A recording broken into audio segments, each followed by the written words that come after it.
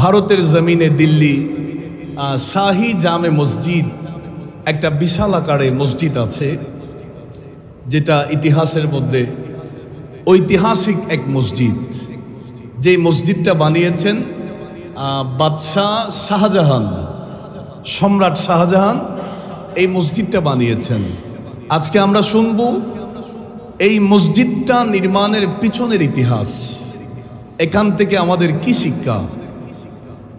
বাদশাহ শাহজাহান রাতের বেলা যখন ঈশা আদায় করে ঘুমিয়ে গেলেন, স্বপ্নের মধ্যে একটা মসজিদের ডিজাইন দেখলেন। সুবহানাল্লাহ বলেন। এত চমৎকার, এত সুন্দর, চাকচিক্যময় মসজিদের ডিজাইনটা তিনি দেখলেন। সকালবেলা যখন ফজর আদায়ের জন্য উঠেছেন, তিনার রাজদরবারের মধ্যে ভারতের যত বড় বড় প্রকৌশলী আছে, ইঞ্জিনিয়ার আছে, সবাইকে ডেকে পাঠানো হয়েছে। সমস্ত ডিজাইনাররা একত্রিত হলো। বাদশাহ বলছে, হে ইঞ্জিনিয়ার, এই প্রকৌশলী সম্প্রদায়ে, আমি গত রাত্রিতে স্বপ্নের মধ্যে একটা মসজিদ দেখেছি, একটা ডিজাইন দেখেছি মসজিদের। আমার মন চাচ্ছে এই ভারতের জমিনে এই সুন্দর চাকচিক্যময় এই মসজিদটা আমি নির্মাণ করে দিব। তখন সেই বাদশাহ যখন এই কথাটা বলেছে, আমি যে ডিজাইনটা দেখেছি এটা তো আমি সেভাবে বলা আমার পক্ষে সম্ভব নয়। তোমরা এক একজন এক একটা ডিজাইন নির্মাণ করো, এক একটা ডিজাইন তৈরি করে আমাকে এনে দাও, আমি দেখব ওই স্বপ্নে দেখা সেই ডিজাইনের সাথে তোমাদের আঁকি দেওয়া, তোমাদের তৈরি করা সেই ডিজাইনের মিল পাওয়া যায় কিনা। চিৎকার দিয়ে বলি সুবহানাল্লাহ। আর একটু জোরে বলেন। বাদশাহ শাহজাহান রহমতুল্লাহি আলাইহি সমস্ত প্রকৌশলীদেরকে নির্দেশ দিয়েছে, তোমরা এক একটা ডিজাইনে এনে দাও।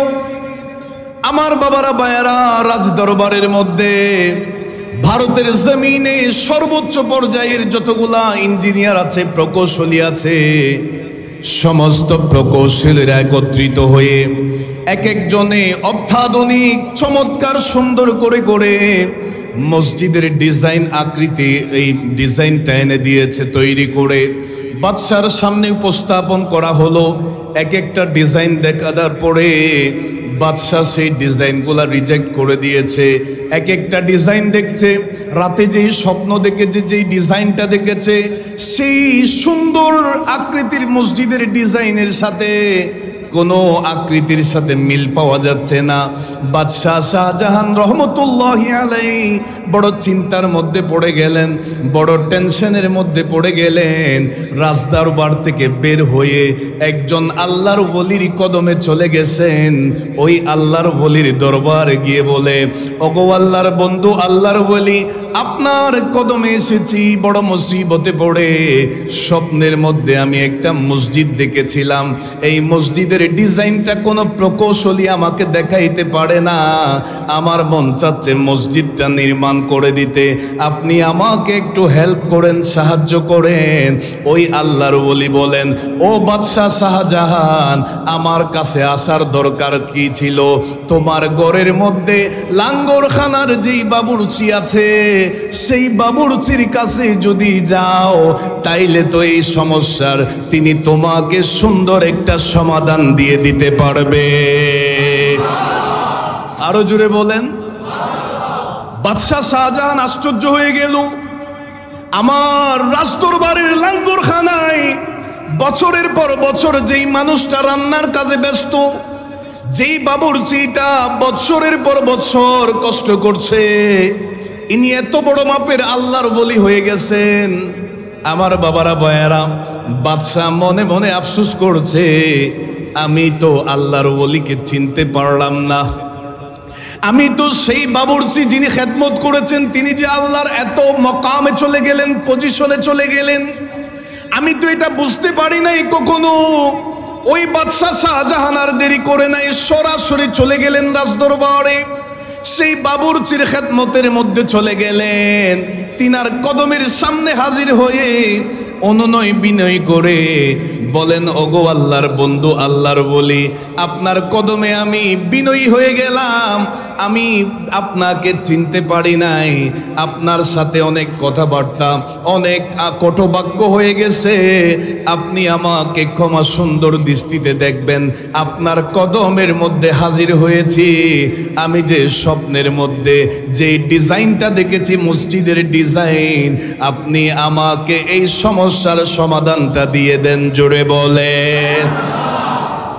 ওই আল্লাহর ওলি চোখের পানি ধরে রাখতে পারে নাই, বাদশাকে বলে, ও বাদশা শাহজাহান, আমি তো এতটা বছর নিজের পরিচয় গোপন করে এখানে কাটিয়ে দিলাম আল্লাহর ইবাদতে। আমি দিন ধর্মের খেদমতে, মানুষের সেবায় নিজের জীবনটা কাটিয়ে দিয়েছি।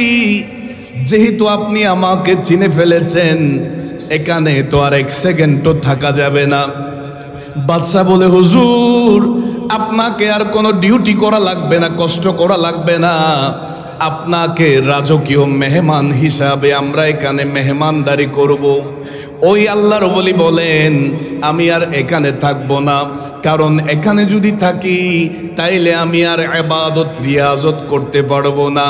তবে তোমাকে সেই সমস্যার সমাধানটা তোমার এই রাজদরবারের মধ্যে প্রত্যেক দিন সকালবেলা ঝাড়ু দেওয়ার জন্য যেই বৃদ্ধ মানুষটা আসা যাওয়া করে, এই বৃদ্ধ মানুষটা সাধারণ কোনো মানুষ নয়, এটা আল্লাহর মস্ত বড় বলি হয়ে গেছে।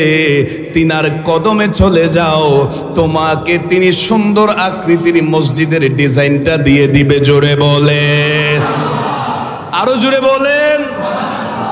বাদশা শাহজাহান আর দেরি করেন নাই। প্রত্যেক দিন সকালবেলা রাজদরবারের মধ্যে যেই মানুষটা ঝাড়ু দেওয়ার জন্য আসতো, ওই ঝাড়ুদার যখন এসেছে, বাদশা শাহজাহান আশ্চর্য হয়ে গেলেন, এতটা বছর আমি তো মানুষ চিনতে পারি নাই। আমার এই দরবারের মধ্যে আল্লাহর ওলিদের আনাগোনা হচ্ছে, আমি তো চিনতে পারলাম না, বুঝতে পারলাম না। আমার বাবারা ভাইয়ারা, বাদশাহ শাহজাহান যখন ওই ঝাড়ুদারের কাছে গিয়েছে, তিনার কদমের মধ্যে সালাম জানিয়েছেন। ওই আল্লাহর ওলিকে বলেন, হুজুর, আমার বড় বেয়াদবি হয়ে গেছে। আমি এই রাজদরবারের মধ্যে আপনাকে এত বছর আমি গোলামি করাইলাম, কষ্ট দেওয়াইলাম।